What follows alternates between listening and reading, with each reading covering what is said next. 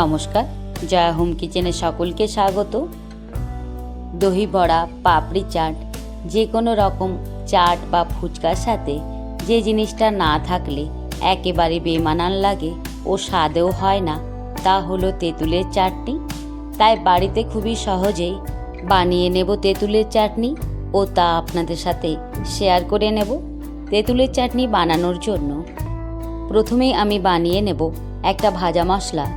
তার জন্য আমি কিছুটা গোটা ধনে, জিরে, গোলমরিচ, তেজপাতা, লঙ্কা ভালো করে তাওয়ার মধ্যে ভেজে উঠিয়ে নেব। ঠান্ডা হয়ে যাওয়ার পর মিক্সিতে পিষে নিলে রেডি হয়ে যাবে ভাজা মশলার গুঁড়ো।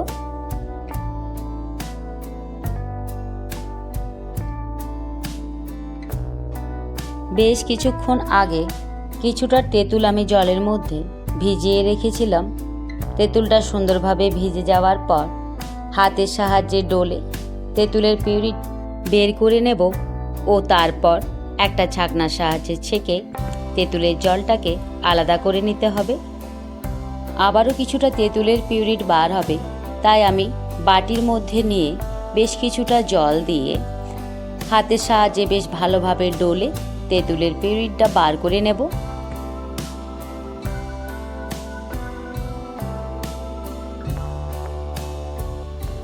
বেশ ভালোভাবে ডলে নেওয়ার পর তেঁতুলের মধ্যে থাকা বীজ ও গোটা অংশগুলোকে উঠিয়ে আবারও একটা ছাঁকনার সাহায্যে ছেঁকে নেব। তেঁতুলের জলের মধ্যে দিয়ে দেব হাফ চামচ নুন, হাফ চামচ ঝাল লঙ্কার গুঁড়ো, আর দেব কিছুটা খেজুরের গুড়। এবার গ্যাসের চুলায় চাপিয়ে দিয়ে জাল করে নিতে হবে। গুড়টাকে গলানো ও যতক্ষণ না পর্যন্ত তেঁতুলের চাটনি ঘন হয়ে আসছে ততক্ষণ অবধি আমি জাল দেওয়ার সাথে সাথে নাড়াচাড়া করতে থাকব।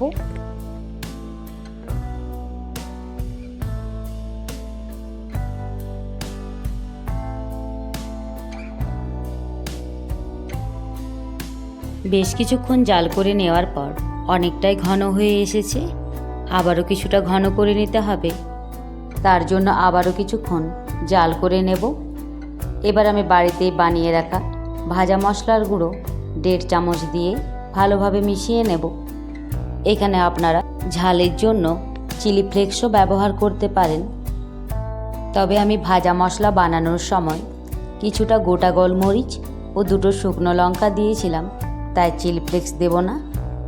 রেডি হয়ে গেল। এবার একটা বাটির মধ্যে উঠিয়ে বেশ কিছুদিন আমি স্টোর করে রেখে দেব। যখনই মন চাইবে বাড়িতে বানিয়ে নেওয়া বিভিন্ন রকমের চাট, দই বড়া কিংবা ফুচকার সাথে পরিবেশন করে নেব বাড়িতেই বানানো তেঁতুলের চাটনি। এবার তেঁতুলের চাটনির মধ্যে আমি গোটা একটা পাতি লেবুর রস দিয়ে ভালোভাবে মিশিয়ে নেব। এতে তেঁতুলের চাটনির স্বাদটা বেশ ভালো হয়। আপনারাও এইভাবে বাড়িতে খুবই সহজেই তেঁতুলের চাটনি বানিয়ে কিছুদিন স্টোর করে রেখে দিতে পারেন। বাড়িতেই বানিয়ে নেওয়া তেঁতুলের চাটনির রেসিপিটি আপনাদের ভালো লাগলে অবশ্যই তা কমেন্টের মাধ্যমে জানাবেন ও চ্যানেলটিকে লাইক, শেয়ার, সাবস্ক্রাইব করে চ্যানেলটির পাশে থাকার অনুরোধ রইল। ধন্যবাদ সকলকে।